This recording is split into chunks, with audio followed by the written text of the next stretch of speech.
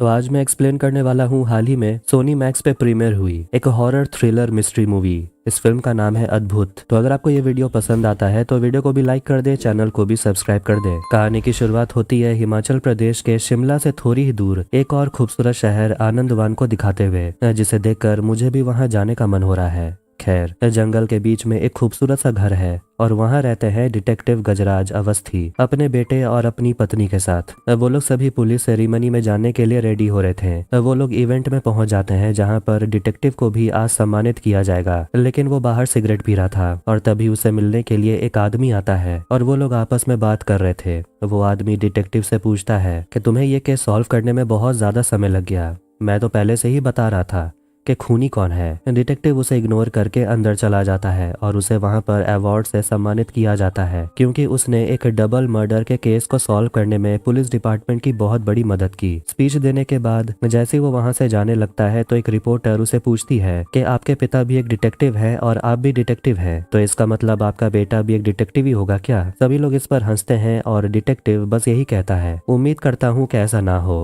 वो बताने लगता है कि वो बहुत छोटा था जब उसकी माँ का देहांत हो गया और अपने पिताजी के साथ रहकर वो भी एक जासूस बन गया। अब इसके बाद एक और रिपोर्टर खड़ा होता है और पूछता है कि आपने बहुत सारे केसेस सॉल्व किए होंगे, लेकिन कोई ऐसा केस भी था जो कभी सॉल्व हुआ ही नहीं, जो आपके सिर के ऊपर से चला गया। डिटेक्टिव थोड़ा सा घबराने लगता है। तभी वहाँ पर लाइट फ्लिकर होने लगती है। डिटेक्टिव कहता है ऐसा कुछ नहीं होता, हर केस के पीछे कोई ना कोई लॉजिक तो जरूर होती है। मैं इस बात पर बिल्कुल भी कॉन्फिडेंट नहीं हूँ कि मैं हर केस को सॉल्व कर लेता हूँ, लेकिन ये बात भी सच है कि कुछ सवाल के जवाब नहीं होते। फिर उसे उसके पुराने केसेस के फ्लैशबैक्स आने लगते हैं और वो केस शायद बहुत ही ज्यादा भयानक था। फिर कहानी जाती है 5 साल पहले। हम एक कपल को देखते हैं, श्रुति और आदित्य। दोनों नए घर में शिफ्ट हुए थे और दोनों ही डॉक्टर हैं, लेकिन आदित्य यहाँ आकर उतना खुश नहीं था क्योंकि ये जगह शहर से बहुत दूर है, लेकिन श्रुति को ये जगह बहुत पसंद है। आदित्य कहता है कि उसने खाना ऑर्डर किया है और श्रुति आदित्य का मूड ऑफ देखकर उसका मूड ऑन करने की कोशिश करती है, लेकिन ऐसा लग रहा था कि जैसे उन पर कोई नजर रखे हुए था। और श्रुति देखती है कि उनके घर का दरवाजा खुला हुआ था, जो कि बहुत अजीब है क्योंकि दरवाजा पहले तो बंद था। इसके बाद आदित्य सोने के लिए चला जाता है, जिससे श्रुति थोड़ी उदास हो जाती है। अगली सुबह क्रिसमस ईव था,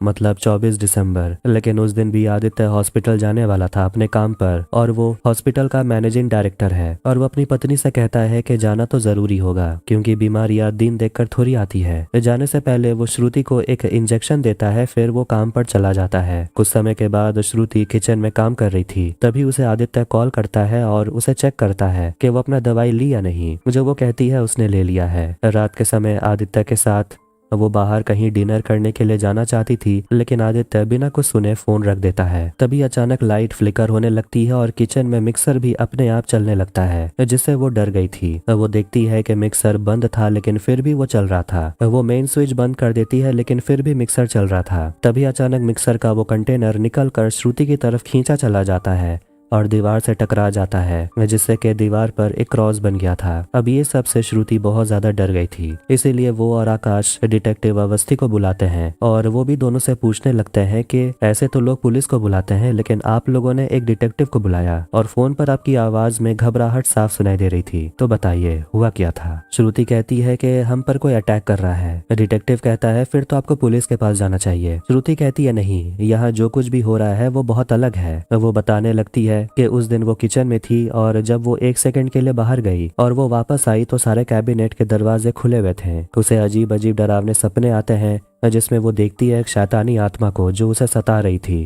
फिर और एक दिन जब वो अपने नए घर के लिए शॉपिंग करने गई थी एक लाइट के दुकान में, वहाँ पर भी सारे लाइट्स फ्लिकर होने लगते हैं और एक झूमर उनके ऊपर गिरने ही वाला था कि श्रुति और आकाश दूर कूद कर अपनी जान बचा लेते हैं। श्रुति डिटेक्टिव से पूछती है आपको क्या लगता है ये सब हो क्या रहा है? डिटेक्टिव कहता है इसके पीछे कोई ना कोई लॉजिकल एक्सप्लेनेशन तो होगा ही। वो बताने लगता है कि हो सकता है आपके मिक्सर में बंद होने के बाद भी पावर रह गया होगा और इसीलिए वो चल रहा था। इसे फैंटम एनर्जी कहते हैं। वो लाइट वाली दुकान में, वो दुकान तो 64 साल पुरानी है और हो सकता है वो झूमर कमजोर हो गया होगा और गिर गया। लॉजिक तो हर हादसे के पीछे होता ही है। श्रुति उसे फोटो दिखाती है जिसमें जब वो झूमर गिरा था तो कुछ क्रिस्टल्स क्रॉस की तरह बन जाते हैं और उसी दिन मिक्सर वाले हादसे के बाद भी यही हुआ था। घर में कुछ तो अजीब हो रहा है। डिटेक्टिव समझ जाते हैं कि जब कुछ स्पेशल दिन होता है तभी ये हादसे होते हैं और वो उनसे पूछता है कि आगे कुछ भी आपके लाइफ में स्पेशल होने वाला है क्या। श्रुति बताती है कि अगले हफ्ते हॉस्पिटल में सेमिनार है। डिटेक्टिव उनसे कहता है कि ये सिर्फ मेरी थ्योरी है, इन सब के बीच में अगर आपके साथ कुछ भी हादसा होता है तो मुझे बताइएगा। फिर वो चला जाता है। वो अपने ऑफिस आता है और अपने असिस्टेंट सोनू से कहता है कि उसे डॉक्टर श्रुति के घर के 5 किलोमीटर रेडियस का पूरा मैप चाहिए। सोनू खुद को बचाने की कोशिश करता है ये कहकर कि आज वो लेट नहीं आया, लेकिन डिटेक्टिव जानते हैं कि उसका असिस्टेंट आज लेट आया था क्योंकि बाहर उसका साइकिल अच्छे से पार्क भी नहीं था। यहाँ तक कि उसने चाय बनाकर आराम से चाय बिस्किट खाया और उसके बाद वो अपना पैर टेबल के ऊपर रखकर कंप्यूटर में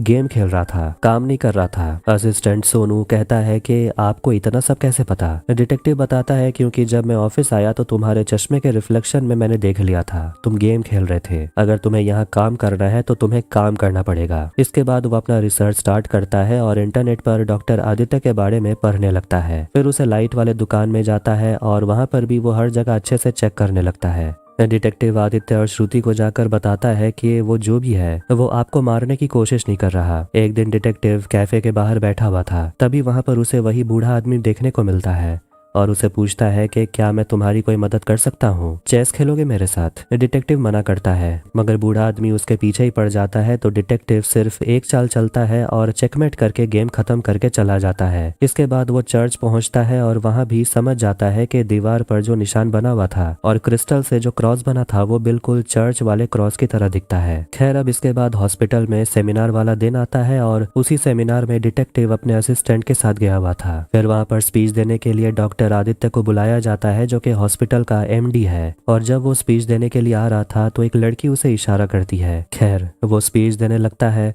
और कहता है कि हॉस्पिटल में एक नया विंग स्टार्ट होने वाला है कि तभी वहां पर लाइट ऑन ऑफ होने लगती है जिसे अब हर कोई देख पा रहा था। फिर जैसे ही लाइट नॉर्मल होता है तो इधर उधर से अजीब आवाजें आने लगती हैं। ऐसे आदित्य अपने स्पीच पर कंसंट्रेट नहीं कर पा रहा था। फिर डिटेक्टिव देखता है कि ऊपर फैन बहुत जोर से हिल रहा था और वही आवाज कर रहा था। वो सोनू से कहता है कि जाकर फैन बंद करो और डर के मारे श्रुति अपने पति के साथ जाकर खड़ी हो जाती है कि तभी वो फैन जो बहुत जोर से हिल रहा था वो पूरी तरह से खुल जाता है और हवा में उड़ते हुए श्रुति और आदित्य की तरफ जाकर गिरता है। दोनों अपनी अपनी जान बचा तो लेते हैं लेकिन वो पंखा दीवार से टकरा गया था जिससे वहां पर एक क्रॉस बन गया था जिसे देखकर डिटेक्टिव हैरान था। सभी लोग डर के मारे वहां से भाग निकलते हैं और डिटेक्टिव देखने की कोशिश करता है कि आखिर ये सब किसने किया होगा और वहां पर वो एक लड़की को देखता है लेकिन जब वो बाहर निकलता है तो उसे वो लड़की नहीं मिल रही थी। फिर वो सीसीटीवी कैमरा चेक करता है और उसमें उसे वही लड़की देखने को मिल जाती है। फिर वो याद करता है कि उसने इस लड़की को कहीं तो देखा है। फिर उसे याद आ जाता है चर्च में जब वो गया था तभी उसने उसी लड़की को देखा था। वो सोनू से कहता है जाकर पता करने के लिए कि वो लड़की है कौन। डिटेक्टिव जैसे ही चर्च पहुंचता है उसका असिस्टेंट कॉल करके बता देता है कि उस लड़की का नाम मैरी मैथ्यू है। वो अपने असिस्टेंट से कहता है कि तुम ऑफिस जाओ और उसके बारे में सब कुछ पता करने की कोशिश करो कि ये लड़की कौन है, क्या करती है, कहाँ रहती है, सब कुछ। डिटेक्टिव चर्च के फादर से बात करता है मैरी के बारे में तो फादर बताते हैं कि वो बहुत ही स्वीट लड़की है। आशा फाउंडेशन नाम का एक संस्थान चलाती है और हर वेडनेसडे को एक्सीडेंट विक्टिम्स को यहाँ पर लेकर आती है। इसके बाद वापस डिटेक्टिव ऑफिस पहुंचता है और उसके असिस्टेंट को भी बस इतना ही पता चला था कि मैरी एक एनजीओ आशा फाउंडेशन के लिए काम करती है, उससे ज्यादा कुछ भी नहीं। सोशल मीडिया पर भी कुछ पता नहीं चला और उसे बस आशा फाउंडेशन का पेज देखने को मिला। सोशल मीडिया पर मैरी को सिर्फ 2 बार मेंशन किया गया है, बस उससे ज्यादा कुछ नहीं मिला। फिर वो अपने असिस्टेंट को जाने को बोलता है। डिटेक्टिव अपनी आंखें बंद कर लेता है और जब वो अपनी आंखें खोलता है तो वो अपने सामने मैरी को देख पाता है और उसे पूछने लगता है कि तुम्हारा आदित्य और श्रुति से क्या कनेक्शन है। झूठ बोलने की कोशिश मत करना, मैंने तुम्हें सेमिनार में देखा था लेकिन असली में वहां पर कोई था भी नहीं, ये तो बस उसका वहम था। फिर वो अपने असिस्टेंट सोनू से मिलता है और उसे कहता है कि ये तुम्हारा रियल टेस्ट है, तुम्हें पता करना होगा मैरी के बारे में सब कुछ। पता करो कि वो कहाँ रहती है, क्या करती है और अगर तुम ये नहीं कर पाए तो ये काम छोड़ देना। अब इसके बाद से सोनू मैरी का चुपचाप पीछा करता है जब वो अपने आशा फाउंडेशन जा रही थी और काम खत्म होते होते रात हो जाती है। अगली सुबह डिटेक्टिव की नजर जाती है आकाश पर जो हॉस्पिटल के बाहर वही सेमिनार वाली लड़की से हंस हंस के बात कर रहा था। वो अंदर जाकर आकाश से मिलता है और मैरी मैथ्यू के बारे में उसे पूछता है। आकाश बिना वक्त गवाए कह देता है कि मैं उसे नहीं पहचानता। डिटेक्टिव उसे कहते हैं थोड़ा सोचिए और उसके बाद जवाब दीजिए। तो वो कहता है कि अगर वो मेरी पेशेंट होगी तो शायद मैं उसे पहचानता, अगर वो हॉस्पिटल से है तो शायद मैं उसे पहचान भी लूं, लेकिन अगर हॉस्पिटल से बाहर की है तो मैं नहीं पहचान पाऊंगा। फिर वो वहां से चला जाता है क्योंकि उसे सर्जरी के लिए देरी हो रही थी। ऑफिस में उसका असिस्टेंट सोनू डिटेक्टिव को बताता है कि सुबह 9 बजे मैरी एनजीओ जाती है और फिर वहां पर वो 2 घंटे लोगों को फिजियोथेरेपी कराती है। थोड़ा रिलैक्स करने के बाद सभी एक साथ लंच करते हैं। इस बीच वो बाहर भी नहीं निकलती। फिर वो सभी एक साथ टीवी में प्रोग्राम वगैरह देखते हैं। फिर दोपहर 3:30 बजे योगा करते हैं। फिर वो सभी लोग गेम्स खेलते हैं, डिनर करते हैं और रात 9 बजे मैरी वहां से निकल जाती है। फिर वो अपने असिस्टेंट से छत का डिस्क्रिप्शन पूछने लगता है और वो समझ जाता है कि ये तो वही जगह है जो लाइट वाली दुकान से देखने को मिलता है। मतलब कि वो उसी छत से उस दुकान के सामने आदित्य और श्रुति को देख रही थी जब झूमर वाला हादसा हुआ था। इसके बाद वो अपने बोर्ड पर लाइट वाली दुकान, सेमिनार और चर्च पर टिक कर देता है, जिस पर उसका असिस्टेंट पूछता है कि आखिर चर्च क्यों, क्योंकि ये सब तो वो मिक्सर वाले हादसे से स्टार्ट हुआ था। डिटेक्टिव बताने लगता है क्योंकि जब वो मिक्सर वाला हादसा हुआ था तब वो क्रिसमस ईव था और सभी लोग चर्च में क्रिसमस मास की प्रैक्टिस कर रहे थे और वहाँ पर 100% मैरी भी थी। मतलब कि श्रुति के घर में जब भी हादसा होता था तो मैरी 1 किलोमीटर के रेडियस में ही होती थी। अब पता लगाना है कि आखिर मैरी का श्रुति और आदित्य के घर में हो रहे हादसे से कनेक्शन क्या है। इसलिए वो जाता है मीरा से मिलने उसके एनजीओ में और वहाँ वो उसे पूछता है कि आप उस सेमिनार में थी क्या जहाँ पंखा वाला हादसा हुआ था। डॉक्टर आदित्य मर ही जाते। डिटेक्टिव पूछता है कि आखिर आप उस सेमिनार में गई क्यों थी। तो वो कहने लगती है कि मैं चाहती हूँ कि हमारा ऑर्गेनाइजेशन किसी हॉस्पिटल से जुड़े ताकि इन एक्सीडेंट विक्टिम्स की मदद हो।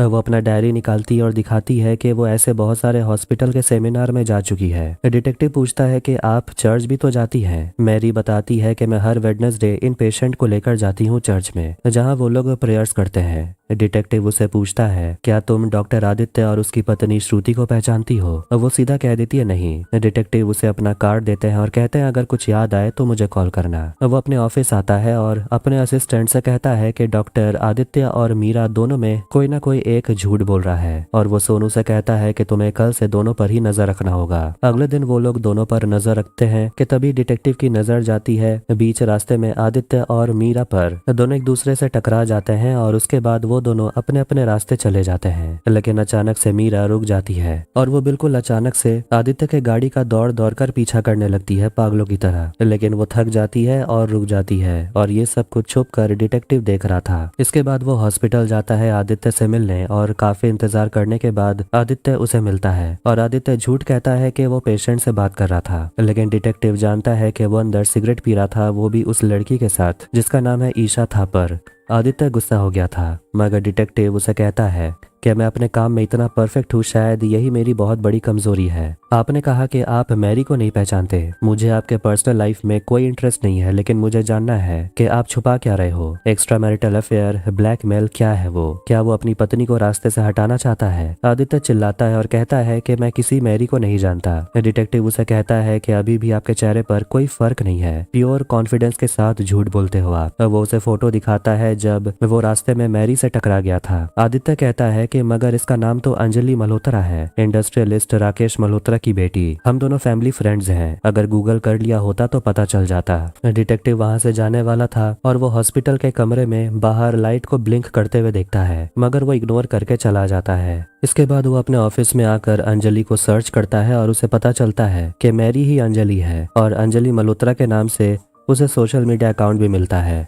और ये सब देखकर वो हैरान था और उसे समझ नहीं आ रहा था कि आखिर ये चक्कर है क्या, ये मैरी है कौन और आखिर वो अपना नाम बदलकर रह क्यों रही है। तभी वहां पर वो बूढ़ा आदमी आता है और वो डिटेक्टिव से कहता है कि अपने आप से सही सवाल तो पूछ रहे हो, तुम यही सोच रहे हो ना कि आखिर ये दोनों लड़की एक है या अलग है, और आखिर ये लड़की डॉक्टर के लिए खतरा कैसे है। डिटेक्टिव बूढ़े आदमी को जाने को बोलता है। तभी सोनू आकर बताता है कि मैरी आज अपने ग्रुप के साथ प्रोटेस्ट के लिए गई है। डिटेक्टिव तुरंत निकलता है। इसके बाद जैसे आदित्य अपने घर आता है तो उसे सीढ़ियों पर खून गिरा हुआ मिलता है। वो घबराने लगता है अपनी पत्नी के लिए जो कि कमरे में बंद चिल्ला रही थी, लेकिन आदित्य दरवाजा खोल नहीं पाता कि तभी दरवाजा अपने आप खुल जाता है और वो शॉक्ड हो जाता है कि श्रुति पॉजेस्ड हो गई है और वो अपने बालकनी से नीचे कूद जाती है, लेकिन उसे कुछ भी नहीं होता और वो वहां से भाग निकलती है। आदित्य अपने गाड़ी से उसका पीछा करता है और डिटेक्टिव भी आदित्य को देख लेता है और वो भी उसके पीछे जाता है। आदित्य देखता है कि श्रुति जंगल के रास्ते दौड़ रही थी, वो भी 100 किलोमीटर पर आवर के स्पीड से। इसके बाद दौड़ते दौड़ते वो हाईवे के बीच में आ जाती है और फिर पीछे से एक ट्रक आने लगती है, लेकिन श्रुति अपनी जगह से हिलती भी नहीं और आखिर में डिटेक्टिव श्रुति को खींचकर उसकी जान बचा लेता है। आदित्य श्रुति को लेकर जा रहा था मगर श्रुति किसी तरफ इशारा कर रही थी। डिटेक्टिव देखता है कि वो तो हॉस्पिटल के तरफ इशारा कर रही थी। डिटेक्टिव भी वहां से निकलता है और आखिर में प्रोटेस्ट करने के लिए वहां मीरा पहुंच जाती है। मतलब कि ये बात तो सच है कि श्रुति के साथ कुछ भी होता है आसपास मीरा जरूर होती है। घर पर आदित्य बताने लगता है कि उसकी पत्नी को दौरे आते हैं और उसकी पत्नी डिप्रेशन में चली गई थी और यही कारण था कि वो लोग यहाँ शिफ्ट हुए हैं। श्रुति को चेक करके डॉक्टर नीचे आती है और कहती है कि वो फिलहाल ठीक है और रेस्ट कर रही है और वो ये भी बताती है कि श्रुति प्रेग्नेंट है। आदित्य शॉक्ड हो जाता है। डिटेक्टिव भी देखता है कि आदित्य खुश नहीं था, लेकिन आदित्य बहाना मारता है कि इतना कुछ हुआ है ना कि मैं थोड़ा सा कंफ्यूज्ड हूँ। डिटेक्टिव सोनू पर काफी गुस्सा था क्योंकि वो मीरा पर नजर नहीं रख रहा था और आज इतना बड़ा हादसा होते होते टल गया। इसके बाद डिटेक्टिव जाते हैं मीरा मतलब के अंजलि की कॉलेज फ्रेंड रीमल से मिलने के लिए और वो बताती है कि कॉलेज में वो दोनों बेस्ट फ्रेंड्स थे और अंजलि अर्जुन नाम के लड़के को बहुत पसंद करती थी और 24 दिसंबर मतलब के क्रिसमस ईव की रात उनके एक दोस्त के घर में पार्टी थी जहाँ पर दोनों दोस्त पहुंचते हैं और इसके बाद अंजलि की दोस्त चली जाती है अपने बॉयफ्रेंड करण के पास। अंजलि जाती है अपने बॉयफ्रेंड अर्जुन को ढूंढने के लिए और वो अर्जुन को देखती है एक लड़की के साथ लगा हुआ था, जिसे देखकर अंजलि का दिल टूट जाता है और वो वापस अपने गाड़ी में आकर बैठती है और ड्रिंक करती है। और उसी रात उसकी दोस्त आखिरी बार अंजलि को देखी थी। 2-4 दिन तक कोई मैसेज कोई फोन कॉल नहीं आया तो वो अंजलि के घर गई और पता चला कि अंजलि का एक्सीडेंट हुआ था और उसके बाद अंजलि लॉस एंजलिस शिफ्ट हो गई थी। वो कहने लगती है कि वो बहुत अच्छी लड़की थी, लाइफ में कुछ करना चाहती थी, बिल्कुल भी बिगड़ैल नहीं थी, मगर वो कुत्तों से डरती थी। खैर अब इसके बाद डिटेक्टिव वहां से निकलते हैं और सोनू को फोन करके बताते हैं कि पुलिस स्टेशन तुम्हें जाना होगा और वहां कदम से अंजलि के एक्सीडेंट की रिपोर्ट कॉपी मांगने। दूसरी तरफ आदित्य श्रुति पर काफी ज्यादा गुस्सा होता है कि वो प्रेग्नेंट कैसे हो गई, तो वो बताने लगती है कि उसके बर्थडे पार्टी पर दोनों इंटीमेट हो गए थे, लेकिन आदित्य कहता है कि उस रात तो मैं नशे में था, मतलब तुमने मेरा फायदा उठाया, तुम इतनी सेल्फिश कैसे हो सकती हो। श्रुति बहुत ज्यादा दुखी हो गई थी कि तभी वो अपना सिर दीवार पर पटकने लगती है और उसकी आवाज भी भयानक हो गई थी और वो पीछे मुड़ती है तो अपने पति को गले से पकड़ लेती है, मतलब कि वो किसी के वश में थी। पर किसी तरह आदित्य अपनी पत्नी को बिस्तर से बांध देता है और उसे इंजेक्शन देने वाला था कि तभी श्रुति अपने पूरे बिस्तर को उठा देती है, जिसे देखकर आदित्य हैरान हो गया था और वो जोर से चिल्ला देता है कि तभी श्रुति अपने होश में आ जाती है और वो नॉर्मल हो गई थी। सोनू एक्सीडेंट रिपोर्ट लेकर पढ़ता है और बताता है कि पार्टी से निकलने के बाद एक ट्रक की टक्कर की वजह से अंजलि के गाड़ी का एक्सीडेंट हो गया था और ड्राइवर रमाकांत पास वाले हॉस्पिटल में ले गया। ये वही हॉस्पिटल है जहाँ आदित्य काम करता है और रिपोर्ट में बस इतना ही था, मगर डिटेक्टिव को लगता है कि जरूर इस रिपोर्ट से कुछ पन्ने फाड़े गए हैं। इसके बाद वो जाता है अंजलि के पिता से मिलने, जो कि बहुत बड़े इंडस्ट्रियलिस्ट हैं और वो उनसे एक्सीडेंट के बारे में जानना चाहता था क्योंकि वो पार्टी में बहुत ज्यादा ड्रिंक कर चुकी थी, लेकिन रिकॉर्ड में ऐसा कुछ लिखा ही नहीं था। इसीलिए वो मिस्टर मल्होत्रा से जानना चाहता है कि आखिर उस रात हुआ क्या था। मिस्टर मल्होत्रा बताते हैं कि उसकी बेटी बच गई थी, लेकिन उसकी बेटी को फेशियल सर्जरी की जरूरत थी, इसलिए अंजलि को लॉस एंजलिस ले जाया गया था और अंजलि ने डिसाइड किया कि वो वहीं रहेगी। मगर डिटेक्टिव जानते हैं कि मल्होत्रा अभी भी कुछ छुपा रहा था और पूछता है मुझे पता है कि अंजलि और मीरा अलग इंसान नहीं है, इसलिए आप कोई झूठी कहानी बनाने की कोशिश मत करिएगा। तब मिस्टर मल्होत्रा बताने लगते हैं कि वो अपनी बेटी को लेकर लॉस एंजलिस गए थे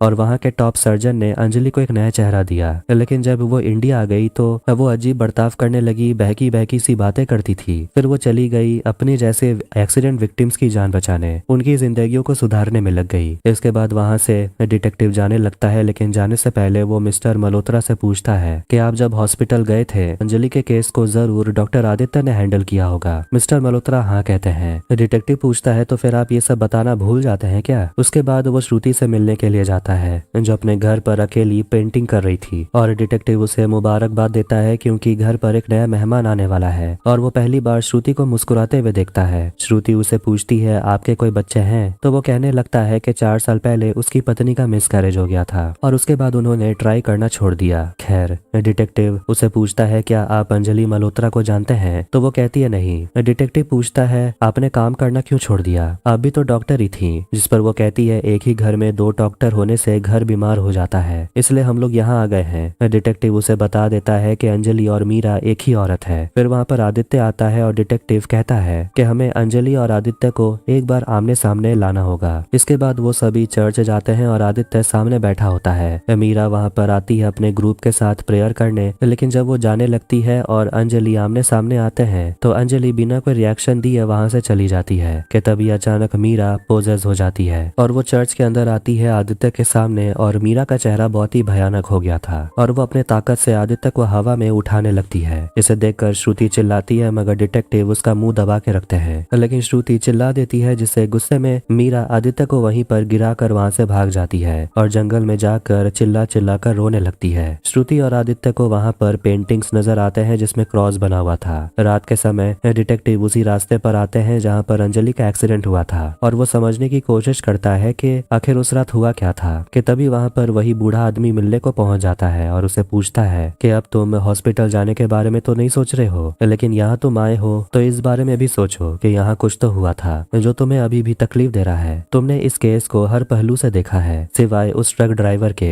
इसीलिए डिटेक्टिव ट्रक ड्राइवर रमाकांत से मिलने के लिए जाता है और उसी के ट्रक से अंजलि के गाड़ी का एक्सीडेंट हुआ था। रमाकांत कहने लगता है कि उस हादसे के बाद तो मुझे कोई भी काम नहीं दे रहा, जबकि मैंने उस लड़की की जान बचाई थी और मुझे क्या मिला। मैंने सभी को बताया कि उस दिन मैं पिया हुआ नहीं था, लेकिन कोई मेरी बात सुनता ही नहीं। इसके बाद वो जाता है आदित्य से मिलने के लिए हॉस्पिटल से जो घर जा रहा था और वो डिटेक्टिव से बात नहीं करना चाहता और कहता है कि आपका जो भी बिल बना है आप मुझे भेज दीजिए। लेकिन डिटेक्टिव जानना चाहता है कि आखिर उस रात असली में हुआ क्या था, क्योंकि अंजलि के शरीर में 2 घाव थे जो कि जानलेवा थे, जबकि बात सिर्फ फेशियल सर्जरी की हुई थी और वो नशे में थी, लेकिन रिपोर्ट में ऐसा कुछ भी नहीं लिखा हुआ था। आप कुछ छुपा रहे हैं क्या, और क्या सच है ये मैं पता लगा के रहूंगा, चाहे मैं इस केस में रहूं या नहीं, क्योंकि मैंने श्रुति को प्रॉमिस किया है कि मैं उसके बच्चे को कुछ भी नहीं होने दूंगा। फिर वो हॉस्पिटल के अंदर आता है जहाँ पर लाइट फ्लिकर हो रहा था और वहाँ पर हर जगह क्रॉस रखा हुआ था और वहाँ पर वो रूम नंबर 11 को देखता है। इसके बाद वो पहुंचता है एक घर में जहाँ पर एक ओल्ड कपल रहता है और उनको देखकर वो हैरान हो गया था। कंफ्यूज होने की जरूरत नहीं, सब कुछ पता चलेगा। इसके बाद वो श्रुति को कॉल करता है और उसे कहता है कि आप जितना हो सके हॉस्पिटल से दूर ही रहिए। इसके बावजूद श्रुति आदित्य के साथ चली जाती है हॉस्पिटल के नए विंग के इनॉग्रेशन के लिए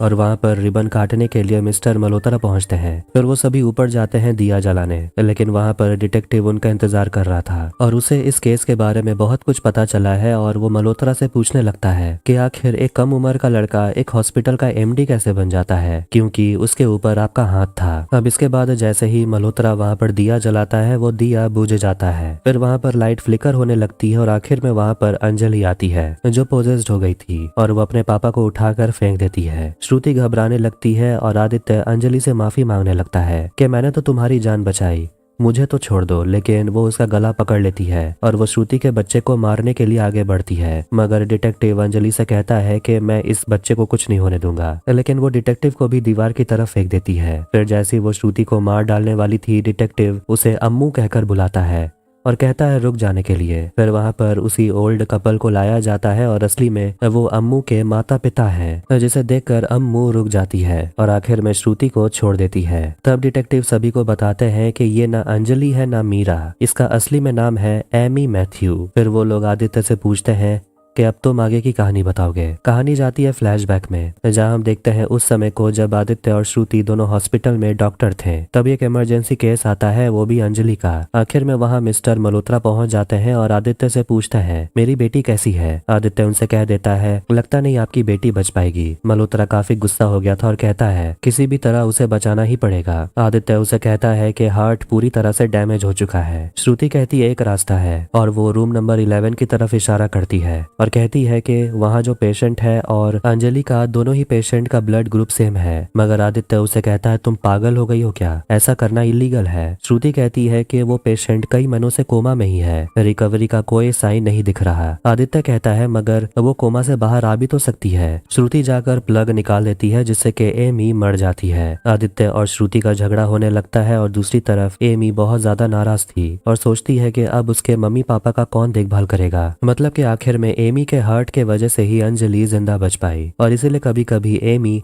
अंजलि के बॉडी को टेक ओवर कर लेती है और पोजेस कर लेती है। और एमी के दिल होने के वजह से अंजलि एक्सीडेंट विक्टिम्स की मदद करती है। और एमी के साथ जो कुछ भी हुआ उसके बाद श्रुति और आदित्य के रिश्ते में दरार आने लगी और वो लोग शिमला से यहाँ आनंद वन आ गए। श्रुति डिप्रेस हो गई थी और वो दवाई लेती थी, लेकिन आदित्य को नहीं पता था कि यहाँ पर अंजलि मीरा बनकर एमी के ख्वाहिशों को पूरा कर रही थी। और वो आदित्य से कहता है कि आप जिससे भाग रहे थे घूम फिर कर आप उसके पास ही पहुंच गए। डिटेक्टिव एनजीओ गया था मीरा से मिलने के लिए, तभी वो उसके पास दवाई देखता है जो कि हार्ट पेशेंट लिया करते हैं। और तभी उसे लगने लगता है कि आखिर एक 25 साल की लड़की ऐसी दवाई क्यों लेती है। क्या उसका हार्ट ट्रांसप्लांट हुआ था? अगर हुआ था तो डोनर कौन था? और तभी उसे एमी के बारे में पता चला। वो दोनों से कहता है कि तुम लोगों ने एक मासूम की जान ली है, लेकिन उस लड़की ने अपनी पूरी जान लगा दी सच बाहर लाने में। तो आप लोग ही बताइए कि ये मर्डर नहीं है तो क्या है? आप लोग डॉक्टर हैं, अगर आप किसी को जिंदगी नहीं दे सकते तो जान लेने का भी हक आपको किसने दिया? अब आखिर में श्रुति, आदित्य और मिस्टर मल्होत्रा को अरेस्ट कर लिया जाता है एमी को मारने के जुर्म में। अब कहानी जाती है 6 महीने के बाद। श्रुति और आदित्य जेल में सजा काट रहे हैं और श्रुति अपने बच्चे को जन्म देती है और उसका बच्चा उसे ले लिया जाता है और उस बच्चे को डिटेक्टिव अपने घर ले आता है और उसकी पत्नी उस बच्चे को पाल रही थी।